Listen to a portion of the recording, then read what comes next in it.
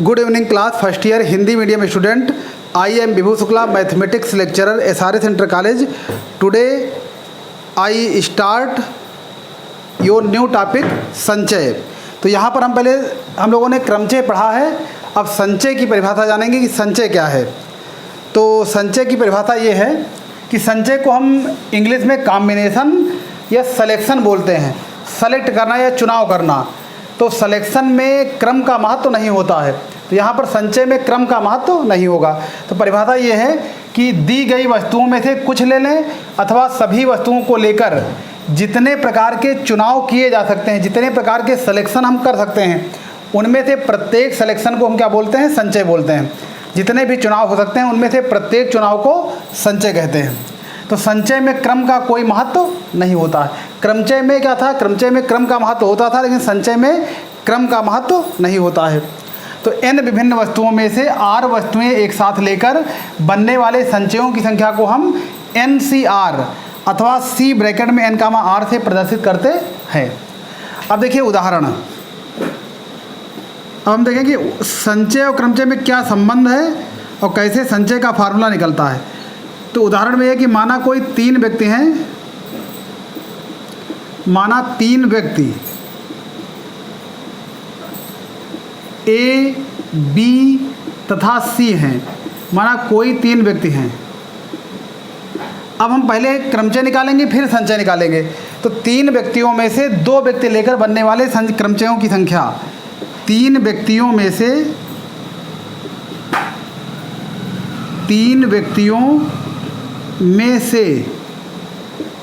दो व्यक्ति लेकर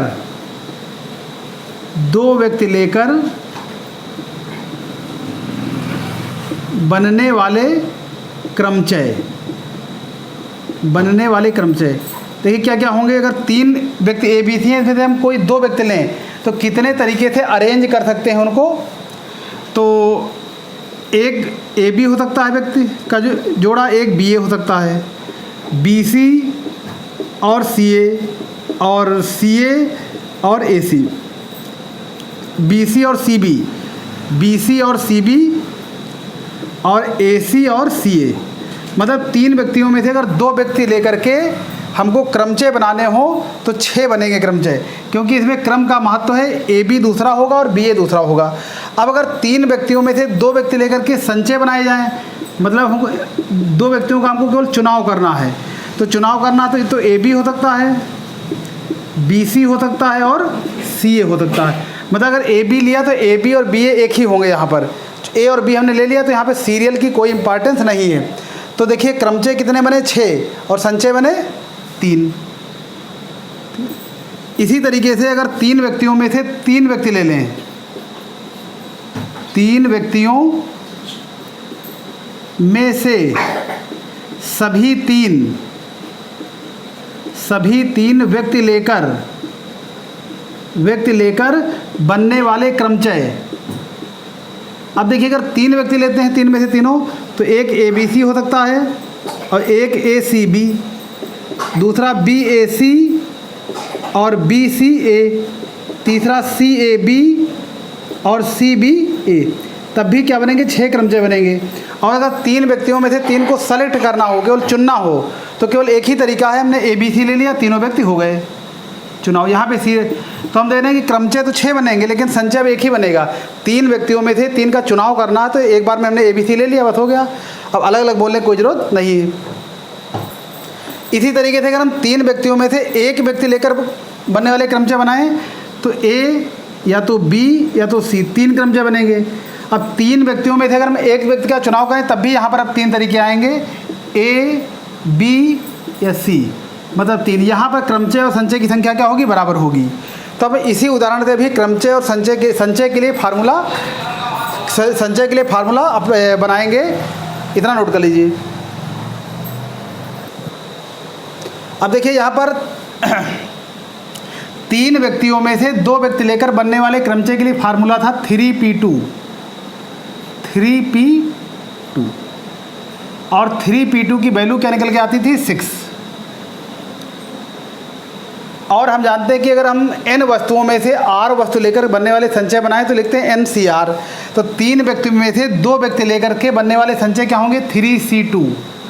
तो यहाँ पर 3C2 की वैल्यू कितनी आई है, 3 आई, ये हो गया।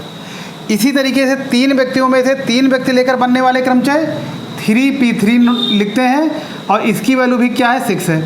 3 व्यक्तियों में से अगर हम सभी को लेकर के बनने वाले संचय बनाएं तो इसकी वैल्यू आती है 1। इसी तरीके से 3 व्यक्ति में से 1 व्यक्ति लेकर बनने वाले क्रमचय 3P1, इसकी वैल्यू आई है 3, और ये आई है 3C1, ये भी कितनी आई है, 3। अब देखिए यहाँ पर 3C2, अब देखिए 3C2 है 3, अब यहाँ पर है 6, तो 6 को अगर हम 2 से भाग कर दें तो 3 आ जाएगा। तो यहाँ पर अगर हम इसकी यहाँ पे लिख दें 6/2 लिख सकते हैं, और 6 की वैल्यू क्या है, 3P2, तो यहाँ पे हम लिख सकते हैं 3P2/2। अच्छा, 2 को अगर हम 2 फैक्टोरियल लिखते हैं तो कोई फ़र्क नहीं पड़ेगा। इसी तरीके से यहाँ पे 1 है, तो अगर हम 6 को 6 से डिवाइड कर दें तो 1 आ जाएगा। तो यहाँ पर हम लिख सकते हैं इसको 6/6, और 6 की वैल्यू क्या है, 3P3, और इसको हम लिख सकते हैं 3 फैक्टोरियल। इसी तरह यहाँ पे 3 आया है, तो 3 को अगर हम 1 से डिवाइड कर दें तो 3 आ जाएगा। तो इसको हम लिख सकते हैं 3/1, और 3 की वैल्यू क्या है, 3P1, तो 3P1/1 फैक्टोरियल। तो यहाँ पे देखिए निकल रहा कि 3C2 equal to 3P2/2 factorial.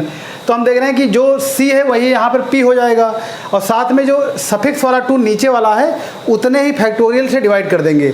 यहाँ पर देखिए 3 है तो 3 फैक्टोरियल से डिवाइड है, यहाँ पे 2 है तो 2 फैक्टोरियल से डिवाइड है, और यहाँ पर 1 है तो 1 फैक्टोरियल से डिवाइड है। तो इसी में हम समेट्री का यूज करें तो हम लिख सकते हैं इसी तरीके से, अगर हम NPR लिख दें, मतलब NCR, N वस्तुओं में से R वस्तु लेकर के बनने वाले क्रमचयों की संख्या, बनने वाले संचयों की संख्या, तो यहाँ पे आ जाएगा NPR, और जितना यहाँ पे लिखा होगा उसी फैक्टोरियल से हम डिवाइड कर देंगे, ये हो जाएगा।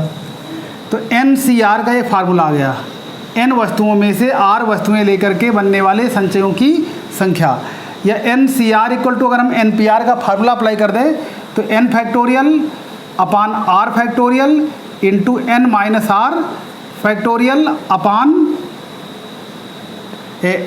N minus R factorial upon R factorial, ये हो जाएगा। तो इक्वल टू ये आ जाएगा formula NCR equal to N factorial upon R factorial into N minus R factorial, ये फार्मूला ये दूसरा हो जाएगा। N वस्तुओं में से R वस्तुएं लेकर के बनने वाले संचयों की संख्या, जहाँ पर R का मान क्या होगा, 0 के बराबर या 0 से बड़ा, और N के बराबर या N से छोटा। Write down.